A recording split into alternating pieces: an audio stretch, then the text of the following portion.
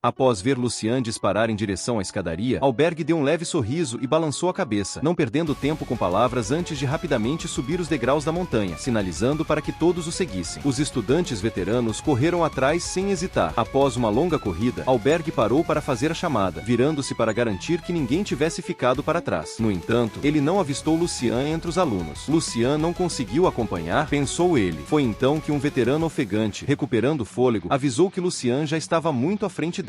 Albergue olhou para os intermináveis degraus de pedra que subiam montanha acima, ficando por um momento sem palavras. Enquanto isso, em uma trilha deserta da montanha, duas figuras subiam rapidamente os degraus, dois jovens vestidos com roupas de artes marciais. O irmão mais velho, olhando para a garota, sorriu e sugeriu que descansassem um pouco antes de continuar. A garota, com o cabelo preso em um rabo de cavalo, o rosto levemente corado e suor na testa, respondeu que ainda tinha energia para correr até o topo. O irmão mais velho explicou com um sorriso que era a primeira vez da garota no Monte Santo e que ela ainda não conhecia algumas regras, por isso, aproveitaria aquele momento para explicá-las. O interesse da garota foi despertado. Já haviam subido bastante, agora estavam cercados por nuvens e névoa, com os degraus de pedra se tornando cada vez mais íngremes. Ainda havia mais degraus pela frente, conhecidos como 5 degraus. Os artistas marciais chamavam esses 5 degraus de a escadaria para o céu. O irmão mais velho estava prestes a iniciar uma longa lição de história sobre como, 200 anos atrás, o primeiro homem da nação a atingir o 9º nível, o de santo marcial, havia feito isso nesses exatos degraus, mas foi interrompido pela garota impaciente. Era óbvio que ela já ouvirá essas histórias muitas vezes e só queria saber do essencial. Brincando, acusou o irmão mais velho de ser enrolado demais. Ele apenas coçou a parte de trás da cabeça e soltou uma risada calorosa, dizendo que só queria dar um tempo para ela recuperar as energias, mas não esperava ser zoado por isso. Mesmo assim, continuou, agora indo direto ao ponto. Contou que o primeiro santo marcial cultivou ali, refinando seu corpo com fogo celestial e trovão, conectando-se profundamente com o céu e a terra até se tornar um verdadeiro santo marcial. Desde então, o Monte Santo passou a reter a aura da vontade marcial daquele ancestral. Qualquer artista marcial com menos de 30 anos que viesse ao monte com talento decente, vigor sanguíneo forte e um pouco de sorte, ao subir pela escadaria para o céu, poderia desencadear resquícios dessa vontade marcial, criando um fenômeno raro e espetacular. Curiosa, a garota perguntou que tipo de fenômeno era esse. O irmão mais velho ainda pensava em como explicar, quando foram interrompidos por um som vindo de longe. De repente, um rugido poderoso vindo do cume da montanha cortou o céu, fazendo as nuvens ao redor girarem e se agitarem como ondas sob a força de algo invisível. O irmão mais velho explicou rapidamente que era exatamente disso que estava falando, especulando que apenas alguém com potencial de grande mestre poderia causar tal fenômeno. Segundos depois, as nuvens se abriram em ondas revelando 3 enormes baleias brancas flutuando no céu. A garota ficou boquiaberta. O irmão comentou que talvez tivessem acabado de testemunhar um momento histórico. Um fenômeno assim indicava que havia pelo menos 3 indivíduos no topo da montanha com potencial para se tornarem santos marciais. A garota o encarou com os olhos arregalados, e ele explicou que potencial não significava garantia, mas sim uma chance muito maior, o suficiente para deixar qualquer artista marcial com inveja. Percebendo isso, a garota ficou ainda mais empolgada e se preparou para continuar a subida, brincando que talvez ela mesma conseguisse causar um fenômeno daqueles. Começou a alongar-se, pronta para o sprint final, quando de repente, uma figura passou correndo por eles em alta velocidade, tão rápido que nenhum dos dois conseguiu ver claramente quem era. Na sequência, as nuvens no topo da montanha explodiram para fora, e um som parecido com o rugido de um dragão ecoou pelos céus. Então, um imenso dragão dourado surgiu, deixando os dois completamente em choque, com a mente em branco. O irmão mais velho tremia, completamente abalado pela visão daquela lenda antiga, do dragão dourado que era dito devorar tudo. Enquanto isso, Lucian subia casualmente a montanha. A princípio, estava tratando a subida como uma simples corrida leve, mas à medida que ia mais alto, uma sensação indescritível começou a surgir dentro de seu corpo. Nesse momento, parecia que ele era o único ser restante no mundo inteiro. Foi então que a técnica da respiração da natureza começou a fluir espontaneamente. Embora não estivesse fazendo esforço algum, era como se todas as suas técnicas estivessem sendo guiadas por uma força invisível, o puxando para o topo da montanha. Lucian então avistou o enorme dragão no céu, com 2 baleias presas em suas garras e outra em sua boca. No instante seguinte, o dragão rasgou as 3 baleias ao meio. Confuso com o que estava acontecendo, e achando que talvez aquilo fosse algum tipo de cerimônia de boas-vindas do monte, Lucian parou, encarando o dragão gigante. A silhueta do dragão dourado flutuava diante de Lucian. Então, um poderoso rugido ecoou de sua boca, fazendo Lucian franzir a testa. Ele reconheceu imediatamente. O dragão estava desafiando sua vontade marcial. Pouco depois, muitas pessoas se reuniram no cume da montanha, Lucian entre elas, com o fantasma do dragão dourado ainda o acompanhando. A plataforma, antes barulhenta, ficou completamente em silêncio, com todos os olhares fixos em Lucian, ou talvez no dragão dourado acima dele. Ninguém conseguia acreditar que estavam testemunhando um fenômeno tão lendário. Os 3 prodígios que haviam invocado as baleias brancas não eram nada comparados àquilo. Lucian examinou examinou brevemente a multidão na plataforma antes de caminhar até um espaço vazio, com o dragão ainda circulando sobre ele. Um ancião de longa barba, acariciando o queixo, também ficou surpreso. Jamais imaginaria ver com os próprios olhos algo que pertencia apenas às lendas. Em todos os seus anos participando daquela competição, nunca tinha presenciado fenômeno igual. Imediatamente apontou para Lucian e ordenou aos estudantes que descobrissem quem ele era. Ao mesmo tempo, surgiram muitas especulações entre os presentes. Alguns se perguntavam se Lucian já era um santo marcial, mas, ao olharem mais de perto, perceberam que ele tinha a mesma idade que eles, ou até mais novo, e para surpresa de todos, vestia o uniforme da 7ª Universidade Divina de Artes Marciais. Ao ouvir os sussurros, Lucian parou e lançou um olhar na direção deles, fazendo alguns suarem frio, até que simplesmente se afastou, permitindo que retomassem a conversa. Alguns estudantes das outras universidades marciais reconheceram Lucian, mas muitos dos veteranos não haviam testemunhado o momento em que ele quebrou os recordes nas 7 torres divinas de artes marciais. A multidão fervilhava em discussões, observando que nem mesmo santos marciais, em sua juventude, haviam conseguido invocar baleias brancas. Isso queria dizer que Lucian estava destinado a superar os próprios santos marciais? Ouvindo as conversas sobre Lucian, o ancião não conseguiu esconder sua admiração. Ele então se lembrou. Aquele garoto era o discípulo que chamou a atenção do próprio santo marcial Tanjiro Kamado. Ao saber disso, os olhares dos discípulos ficaram mais sérios. Um discípulo um pouco mais rechonchudo não conseguiu conter o nervosismo e engoliu seco. Se as baleias brancas indicavam um futuro santo marcial, então o que o dragão dourado significava? Parece que a diferença entre os dois mundos não é tão grande assim, comentou, tentando desdenhar. O que ele queria dizer era que, embora Lucian fosse talentoso, talvez tudo estivesse sendo exagerado demais. Ele continuou explicando que os fenômenos no Monte Santo não testavam apenas o talento em artes marciais. Podia ser que a vontade marcial de Lucian estivesse mais alinhada com a do antigo santo marcial de 200 anos atrás, permitindo que ele desencadeasse um fenômeno ainda mais forte. Ou talvez os fluxos de energia já tivessem sido puxados por outros antes e ele apenas estivesse no lugar certo, na hora certa. Concluiu informando seus discípulos de que não havia ninguém mais forte que um santo marcial, já que eles eram o ápice absoluto deste mundo. Mal sabia o velho o que o nosso garoto era capaz de fazer. Se quisesse, Lucian poderia mandar ele de volta para a base da montanha com um único soco. De qualquer forma, apesar de suas palavras, era evidente que sua explicação havia convencido muitos. Afinal, todos viam os santos marciais como o pico inalcançável. O ancião ficou satisfeito com as reações, embora seu rosto ainda expressasse admiração. Afinal, a aura e a força de Lucian estavam muito além de qualquer outro da sua idade. Se ele seria um santo marcial, ainda era incerto. Superaram, mais incerto ainda. Uma garota ao fundo refletia, olhando para o grupo da escola marcial Jidá. Parecia que eles iam ter um tempo difícil pela frente. Subir a montanha era apenas o primeiro teste para os artistas marciais. Quando todos chegaram ao cume, havia um edifício reservado para o descanso dos participantes. Em uma das salas, cercado por um grupo de jovens com os uniformes da escola Jidá marcial, estava um homem careca com as mãos para trás. Ele soltou um resmungo frio e desferiu um soco violento na mesa. Estava profundamente decepcionado com seus discípulos. Não conseguia acreditar que estavam com medo de um fenômeno causado por um simples garoto chamado Lucian. Se Lucian estivesse ali, reconheceria o homem na hora. Era o pai de Leon Ye, a garota que lhe havia sido designada como alvo pelo próprio santo marcial. Mas, para ele, Lucian nem sequer era um grande mestre, apenas um jovem prodígio. Todos naquela sala eram a elite da nova geração da escola marcial, treinados pessoalmente por um santo marcial desde a infância. E agora estavam assustados por causa de um estudante da 7ª Universidade Divina? Que vergonha! Ele os repreendia sem parar, batendo na mesa com raiva. Até que um dos discípulos, enquanto mexia nos cabelos, deu um passo à frente, concordando com o homem e acrescentando que Lucian ainda não era um grande mestre e que seu talento era algo para o futuro. Esse jovem era um dos gêmeos estelares, e logo o outro também se adiantou. Embora estivesse morrendo de inveja do fenômeno que havia visto naquele dia, ele teimava que a força marcial não se resumia a espetáculos visuais. Cerrou o punho no ar, estalando as juntas, e declarou friamente: se Lucian estivesse na minha frente, eu o esmagaria com uma só mão. É mesmo, campeão? Pode tentar. Só não espere que o final vá ser bonito para você. O careca soltou uma gargalhada, agora sim, visivelmente mais satisfeito. Ele então deu um tapa nos ombros dos dois. Pensou em algo que tornaria tudo aquilo ainda mais divertido. Disse para os gêmeos estelares que, durante o torneio, quem encontrasse Lucian primeiro poderia matá-lo ali mesmo. Afirmou que não precisavam se preocupar com as 7 universidades divinas de artes marciais, pois ele cuidaria de tudo. Os gêmeos estelares assentiram, com um brilho frio nos olhos. Trocaram olhares e os três soltaram uma risada gelada. Do outro lado, na escola transcendente de artes marciais, que assim como a Jeddah, também havia sido fundada por um santo marcial, uma garota estava sentada no sofá, olhando para o celular. Ela estava encarando uma foto de Lucian, tirada secretamente por ela mesma. Seria mais uma fã obcecada? Ainda era cedo para dizer, mas ela não parecia apaixonada, e sim preocupada. Seu irmão marcial mais velho se aproximou, notando seu interesse por Lucian. Tentou tranquilizá-la dizendo que Lucian ainda não era um grande mestre e com certeza não estaria à altura dela. Lembrou a garota de que seus alvos eram os gêmeos da Jidá, que já haviam vislumbrado a vontade de um grande mestre há 2 anos e provavelmente já estavam nesse nível. A garota assentiu, mas seus olhos continuavam voltando para a foto no celular. Vendo isso, o irmão tentou confortá-la mais uma vez, mas ela não desviava o foco de Lucian. O motivo? Ela havia nascido com um talento especial, a capacidade de ver espíritos.